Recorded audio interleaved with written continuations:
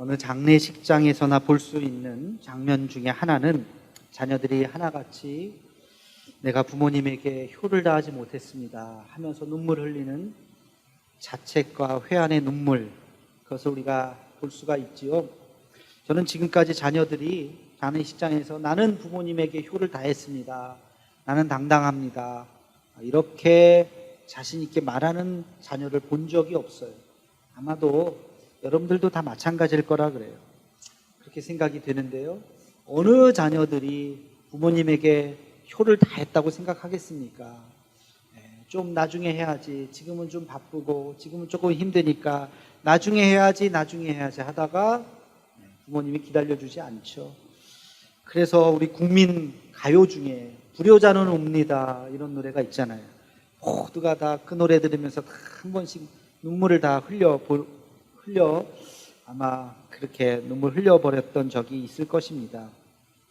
부모님께 효를 다하는 것은 유교에서만 강조하는 것이고 기독교는 그것을 강조하지 않는다라고 생각하시는 분들이 혹시 있을지 모르는데 그것은 잘못된 생각이에요. 큰 착각입니다. 기독교가 얼마나 효를 강조하는지 몰라요. 여러분, 흔히 기독교를 효도하고는 관계가 없다고 생각하시면 안 됩니다. 우리가 제사를 지내지 않기 때문에, 또 제사를 지내지 못하게 하기 때문에 기독교는 효도하고는 관계없다, 그렇게 착각하시게 되는데, 잘 생각해 보십시오. 여러분, 제사가 효도하고 관계가 있을까요?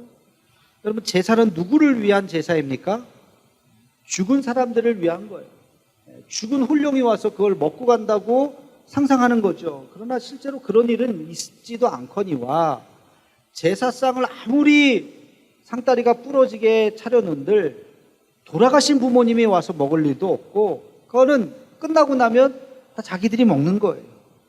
그러니까 그게 진정한 효인가? 우리는 살아계실 때 따뜻한 밥 한 끼라도 잘 모셔야 된다고 강조하는 것이 우리 기독교 신앙인 것이죠. 제사라고 하는 것은 우리 기독교의 교리하고도 맞지 않을 뿐더러 우리는 실제로 살아계실 때 부모를 잘 공경해야 된다고 강조하는 것이 우리 기독교 신앙이라고 하는 것을 여러분 잊어서는 안 될 것입니다. 성경에 보면 효에 대한 가르침이 어디 나올까? 여러분, 어디에 나온다고 생각하세요? 효에 대한 가르침은 아주 명시적으로 나오는 것이 바로 십계명이에요. 십계명. 여러분, 십계명은 뭐죠? 모세가 하나님 앞에 직접으로 받은, 우리가 이 세상을 살아가면서 반드시 이것은 지켜라라고 말씀하신 명령, 압축하고 또 압축해서 10가지로 말씀하신 것이 그게 십계명 아닙니까? 그 십계명 안에 내 부모를 공경하라고 이야기하고 있습니다. 우리 함께 같이 성경 말씀을 찾아보겠습니다. 출애굽기 20장 12절 말씀입니다. 함께 같이 읽겠습니다. 시작.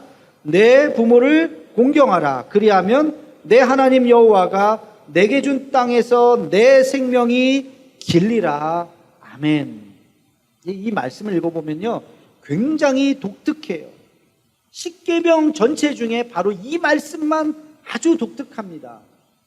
자, 우리 한번 십계명을 다시 한번 생각해 봅시다. 여러분, 십계명 외우시나요? 구절 그대로 외우지는 못한다 할지라도 대충 10가지의 말씀이 뭔지는 머릿속에 좀 있어야 되겠죠. 첫 번째는 뭡니까? 첫 번째는 다른 신을 두지 말지니라. 다른 신을 두지 말라. 하나님 외에, 여호와 하나님 외에는 다른 신은 없다는 거예요. 어디서 기웃기웃거리지 말고 나무나 돌이나 짐승을 갖다 놓고 거기에 머리 조아리지 말라는 거예요. 다른 신은 없다. 두 번째는 뭐예요? 너를 위해서 우상을 만들지도 말고 그 어떤 우상 앞에도 머리를 숙이지 말라. 우리는 우상이라는 것에 대해서 아주 끔찍하게 알레르기가 있죠. 그래서 신사참배도 하지 않고 뭐 이런 것들이 다 관련 있지 않습니까? 어떤 교단은 예배당에 십자가 있잖아요. 그 십자가도 있으면 안 된다, 십자가도 우상이다, 그렇게 생각하는 우리 교단이 있어요.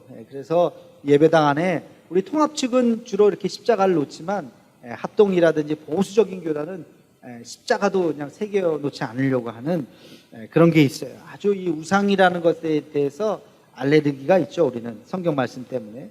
세 번째는 뭡니까? 여호와의 이름을 망령되이 일컫지 마라. 그래서 맹세하지도 말라. 내가 하나님의 이름으로 맹세할 거야. 이런 말도 하지 말아라. 그렇죠? 망령되이 일컬어서는 안 된다. 네 번째는 뭐예요? 안식일을 거룩하게 지키라. 우리가 지금 안식일을 거룩하게 지켜서 이 자리에 있는 건 아닙니까?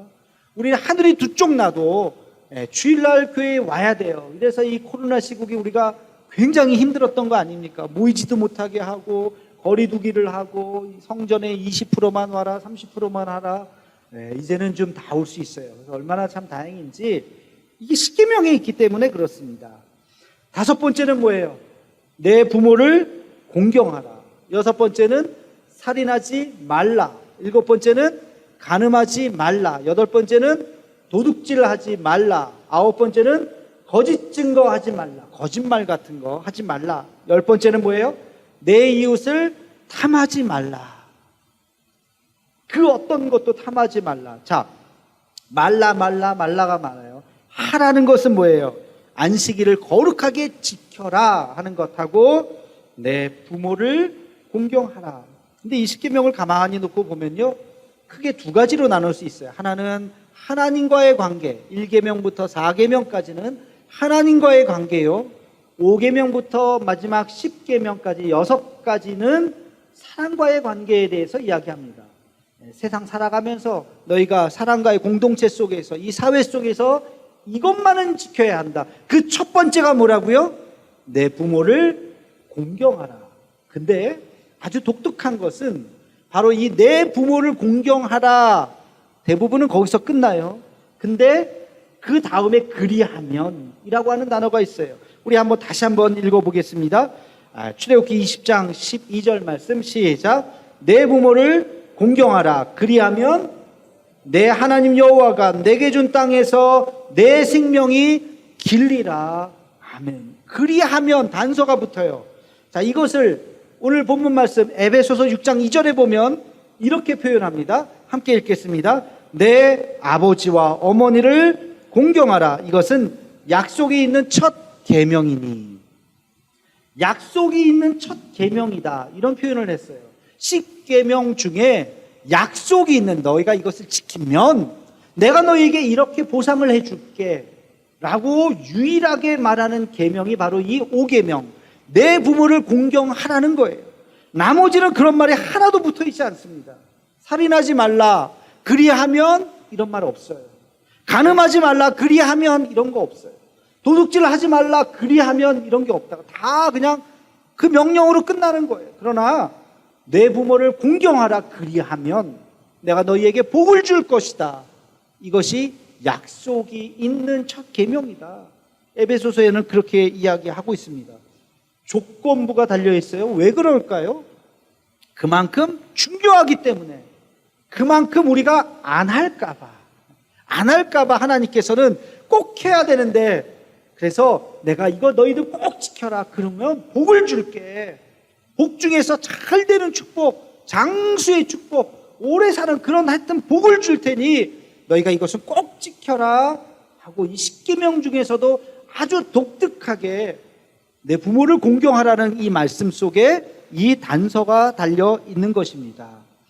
오늘 절기적으로 어버이주일을 우리가 지키고, 오늘은 딱 그날이죠. 5월 8일 어버이날입니다. 제가 오늘 말씀을 무엇을 전할까? 오늘부터 몇 주 동안 가정행전이라고 하는 그런 시리즈로 가족에 대한 이야기를 좀 나누려고 하는데요. 그 중에서 오늘은 바로 부모 공경, 부모님에 대한 말씀을 전하려고 합니다. 말씀을 제가 묵상하면서, 오늘 본문 말씀을 묵상하면서 가장 근본적인 질문을 하게 되었어요. 가장 근본적인 질문, 그게 뭐냐면 우리가 왜 부모를 공경해야 할까 하는 질문입니다. 부모를 공경하라고 하는데 왜 부모를 공경해야 할까? 너무나도 지극히 당연한 질문을 다시 한번 해봅니다. 그리고 이 질문에 대해서 세 가지의 깨달음을 제가 얻었어요. 자, 첫 번째, 우리가 왜 부모님을 공경해야 될까요? 그것은 부모님의 사랑으로, 부모님의 수고와 헌신으로 우리가 오늘 이 자리에 있기 때문에 그렇습니다. 인간은요, 태어나서 누군가가 돌봐주지 않으면 죽습니다. 다른 짐승은 달라요. 태어나서 특별하게 돌보지 않아도 네 발 달린 짐승 같은 건요, 태어나면서 특별하게 돌봐주지 않아도 자기가 조금 하루 이틀 지나면 다 움직여요. 알아서 움직여요. 근데 인간은 태어나서 누군가가 돌봐주지 않으면 살아남을 수가 없습니다. 어떻게 먹을 거며 어떻게 입을 거며, 인간은 누군가가 옆에 붙어서 몇 년? 짧게는 한 2, 3년. 그쵸? 1년 지나야 겨우 걷잖아요. 걷는다고 살아갑니까? 대충 말도 하고 자기가 배고프면 찾아서 먹을 정도가 되려면 한 3살, 4살은 돼야 되잖아요. 그 몇 년 동안을 옆에서 바짝 붙어서 돌보지 않으면 인간은 연약해서 죽게 되어 있어요. 그 돌보는 걸 누가 했어요? 부모님이 했습니다. 3년만 했겠습니까? 5년만 했겠습니까? 10년, 20년을 하는 거예요. 그렇기 때문에 그 부모의 사랑과 수고와 헌신으로 우리가 이렇게 인간구실하면서 서 있는 거 아닙니까? 이 은혜를 기억할 때 당연히 부모님에게 효를 해야 되는 것이에요. 이것은 인간이기 때문에 마땅한 것입니다. 여러분, 부모님의 그 사랑을 언제 깨닫는다 그래요? 부모님의 사랑 언제 깨닫습니까? 내가 부모가 될 때 깨닫는 거예요. 그렇죠? 내가 내 자식을 낳아봐야, 야, 이거 힘들구나. 애 키우는 거 정말 힘들구나. 똥기저귀, 오줌기저귀 하루에 몇 번씩 갈잖아요. 그렇죠? 몇 번씩 갈고 매일 목욕시켜야 되고, 그리고 날짜 계산해가지고 맨날 주사 맞추러 가야 되고, 여기 지금 애기 키우는 젊은 부모님들은 피부로 와닿을 거예요. 애들이 왜 이렇게 자주 아픈지. 애 아프면 내 부모의 마음도 아프고 맨날 병원 가서 기다려야 되고. 저는 1999년 12월 31일을 잊지를 못해요. 여러분들도 기억하는 날짜일 수도 있어요. 1999년 12월 31일에서 1월 1일로 넘어가는 그때 대단했죠? 밀레니엄이라고 해서 저는 그때 어디 있었느냐? 서울 삼성병원 응급실에 있었습니다. 우리 아이가 99년 5월 생일인데 태어난 지 한 7개월 정도 됐겠죠? 열이 그렇게 나가지고 집에서 어떻게 해도 열이 안 떨어지는 거예요. 그래서 밤에 어떻게 해요?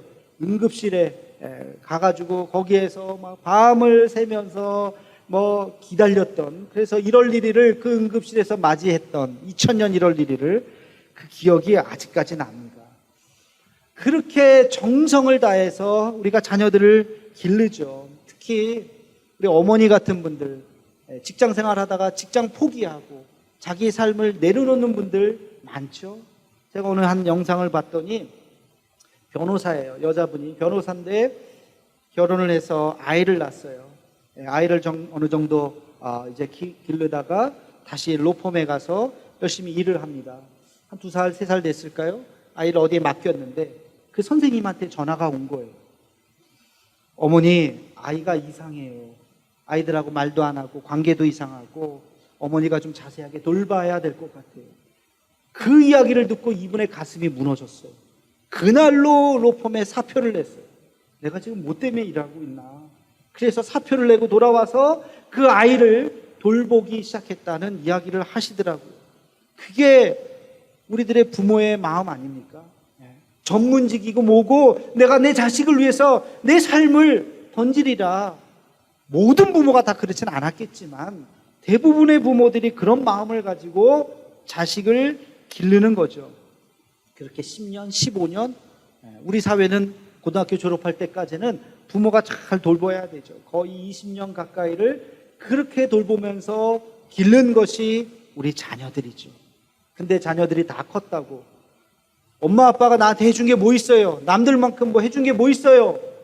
만약에 그런 소리를 한다면 부모의 억장이 무너지지 않겠어요? 여러분, 그런 자녀가 되면 안 되죠. 없으면 없는 대로, 힘들면 힘든 대로 부모님들은 최선을 다해서 우리들을 길렀을 것입니다. 여러분, 은혜를 갚는 것도 중요하지만 그 이전에 은혜를 잊지 않는 게 중요해요. 기억하는 것이 중요해요. 우리 자녀로서 우리의 부모님들이 힘들고 어려운데 우리를 위해서 그렇게 수고하고 애썼다고 하는 것을 기억하는 그 순간만이라도 우리가 꼭 잊어서는 안 되는 것입니다. 이 어버이날은 그런 날을 기억하는 거예요. 나를 위해서 수고하셨지, 애쓰셨지, 참 힘든 형편에 기르느냐고 정말 애쓰셨지. 그렇게 그날을 기억하는 날이 오늘이요. 이 어버이 주일은 그런 부모님을 우리에게 주신 하나님 앞에 감사하는 날입니다. 여러분들 중에 모태신앙이 있다면, 어렸을 때부터 믿음의 가정에서 잘 자랐다면 특별히 감사하셔야 돼요. 그 믿음의 가정에서 내가 신앙 안에서 자라고 있다고 하는 것 자체가 얼마나 큰 감사인지 몰라요. 여러분, 오늘은 그래서 이 날로 지키며 부모님께 감사하고 하나님 앞에 감사하는 날인 줄로 믿습니다. 이것이 첫 번째, 우리가 내가 거저 큰 것이 아니구나, 누군가의 섬김의 손길을 통해서 내가 이렇게 컸구나 하는 것을 잊지 않으시기를 주님의 이름으로 축원합니다. 자, 두 번째, 우리가 부모님을 왜 공경해야 될까? 오늘 말씀의 비밀이 있습니다. 하나님께서 우리에게 복을 주시겠다고 약속하셨잖아요. 여러분, 복 받는 비결이 뭐예요? 부모님을 잘 공경하고 모시는 거예요. 부모님을 잘 공경하라. 그리하면 내가 이 땅에서 잘 되고 장수하리라. 이것만큼 좋은 말씀이 어디 있어요? 이 땅에서 잘 되고 장수할 것이다. 근데 이 말씀을 착각하시면 안 돼요. 오해하시면 안 돼요. 상 받기 위한, 하나님 앞에 무슨 복을 받기 위한 수단으로 하나님하고 거래하듯이 내가 이렇게 잘해드릴 테니까 하나님 나한테 복을 주세요, 그런 뜻이 아닙니다. 이것은 우리의 심령에 깔려있는 인간의 본성을 이야기하는 거예요. 본질을 이야기하는 거예요. 부모님을 공경하는 사람은 어른들에 대해서 공경하는 마음이 있는 것이죠. 어르신들 나이에 보시면 다 내 부모님 같고, 그래서 그분들을 잘 공경하는 거예요. 여러분, 공경한다는 것이 뭐예요? 예의를 갖추고 공손하는 거죠. 말 함부로 하지 않고.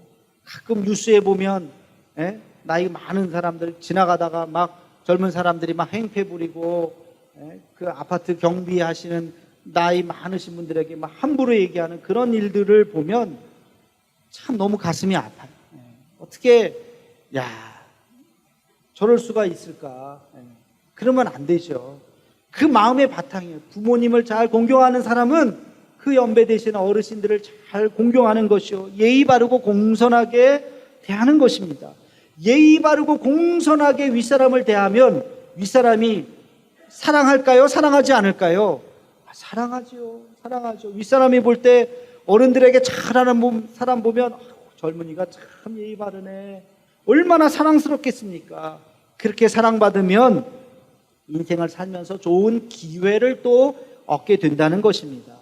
그래서 땅에서 잘 되고 적이 없기 때문에 장수할 수가 있다는 것. 이것은 삶의 이치요, 우리의 삶의 근본을 말하는 것이지 어떤 하나님하고 거래하기 위한 이야기가 아니에요. 여러분, 어른을 잘 모시고 부모님을 공경하고 효를 다하는 사람은 어른에 대한 예의가 있고, 그런 사람은 사랑을 받게 되고, 그런 사람은 세상을 살아가면서 좋은 그런 기회를 얻게 될 줄로 믿습니다. 제가 어느 한 집사님을 알아요.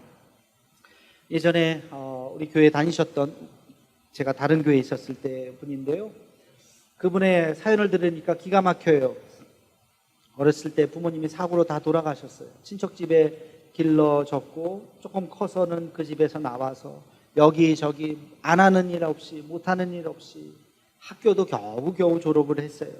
고생하면서 남의 집살이 하고 서름도 당하고, 그러다가 한 중국집에서 이제 일을 하게 됐는데 좋은 주인을 만났어요. 그래서 그분에게서 짜장면 이렇게 만드는 기술을 거기서 배웠어요. 오랫동안 그 집에서 그 기술을 잘 배우다가 이분이 또 워낙 성실했기 때문에 나중에 돈을 모아서 작은 중국집을 개업을 했습니다. 그리고 나서 그 중국집을 잘 하시다가 어머니 아버님 돌아가신 기일만 되면 마음이 울적하잖아요. 그러면 동네에 있는 어르신들, 자기 부모님 연배 되시는 어르신들을 모셔다가 식사를 대접하고 탕수육을 대접하고 그냥 오늘 드시라고, 그게 1명이 되고 2명이 되고 10명이 되고 20명이 되고, 그런 분들 그날쯤이 되면 어르신들을 모셔다가 잔치 아닌 잔치를 베풀었어요. 그게 소문이 나가지고, 소문이 안 나겠습니까? 어른들이 입소문을 하잖아요. 저 청년은, 저분은 참 열심히 어떻게 이렇게 잘 어른을 모시는지 몰라. 소문이 나서 그 동네에 중국집 하면 그 집인 거예요. 사람들이 꽉꽉 메어 찹니다. 제법 성공하셨고 자녀들도 얼마나 잘 됐는지 몰라요. 제가 그분을 보면서 야, 성경 말씀이 그냥 거짓말이 아니구나. 전 진짜 이분은 그냥 자기 부모님을 생각하는 마음으로 그렇게 그냥 짜장면 한 그릇 대접하는 마음으로 했는데 그것이 큰 복으로 돌아왔다는 것입니다. 여러분, 하나님의 말씀은 그대로 이루어지는 줄로 믿습니다. 우리 부모님을 잘 대접하시고 혹여나 부모님이 없으시다면 낳으신 분과 기르신 분이 다를 수 있어요. 그렇죠? 낳으신 분과 기르신 분이 다르다 할지라도 기르는 그 사랑, 그 헌신, 그 수고를 잊지 않고 또 그 부모님들이 다 돌아가신다고 했다면 그 연배에 계신 분들, 홀로 계신 분들, 자식이 없는 분들도 계시잖아요. 효도를 받을 수 없는 그런 분들, 그런 분들도 잘 대접해서 정말 이 말씀대로 우리가 복을 얻을 수 있는 우리 대도의 가족이 되기를 주님의 이름으로 축원합니다. 마지막으로 우리가 부모님을 공경해야 되는 이유는 부모님들이 살 날이 생각보다 얼마 남지 않았기 때문에 그렇습니다. 여러분, 아이들 빨리 자란다 그러죠? 야, 어떻게 이렇게 아이들이 빨리 자라는가? 아이들이 빨리 자라는 것만큼 우리가 나이가 드는 거예요. 우리 어르신들이 그만큼 늙어지는 거예요. 저도 결혼해서 젊었을 때 장인 장모님하고 여름 휴가 같이 이렇게 여행 가고 운전하고 여기저기 다녔던 기억이 나는데 얼마 전부터 여든이 되시더니만 차 타고 오랫동안 못 가시는 거예요. 비행기 타고도 못 가실 것 같아요. 이제는 어르신하고 이렇게 몇 박 며칠 여행 가는 거 이제는 거의 어렵겠구나. 마음이 딱 드니까 굉장히 마음이 아파요. 그러면 생각보다 어르신들 빨리 연세가 드세요. 그래서 어디 이렇게 나들이 가서 밥 한 끼 하는 거 못 하실 수도 있어요. 지금 할 수 있을 때 좋은 추억 남기고 사진 한 장 남기고 좋은 거 대접하는 시간들이 많이 남지 않았습니다. 우리가 꼭 이것을 잊어서는 안 됩니다. 어물어물 하다가는 병상에 계실 수도 있는 거죠. 여러분, 자식된 도리 중에서 우리가 할 수 있는 효도 중에서 제일 큰 효도가 뭘까요? 따뜻한 밥 한 그릇 하는 거, 물론 그것도 좋은 효도일 수 있습니다. 용돈을 드리거나 선물을 드리는 거 다 중요합니다. 그러나 제일 큰 효도 중에 제일 큰 효도는 전도죠, 전도. 예수님을 믿게 하는 거. 우리가 천국에서 다시 만나야 되지 않겠습니까? 우리 어르신들 중에서 예수님을 알지 못하는 분들이 꽤 있어요. 한평생 교회를 안 나왔기 때문에 이제 무슨 이 나이에 무슨 교회야 하고 어느 순간 병들어서 병상에 계실 수도 있어요. 여러분, 포기하지 마시고 마지막까지 찾아가셔서 세례받게 하세요. 언제든지 저에게 연락하면 제가 가서 병상에서 언제든지 세례를 드릴 테니까, 세례가 무슨 날짜가 정해져 있는 것도 아니요, 무슨 기간이 필요한 것도 아니요, 예수님 고백하면 세례받을 수 있고 세례받고 돌아가셔야 여러분들 마음도 편할 거예요.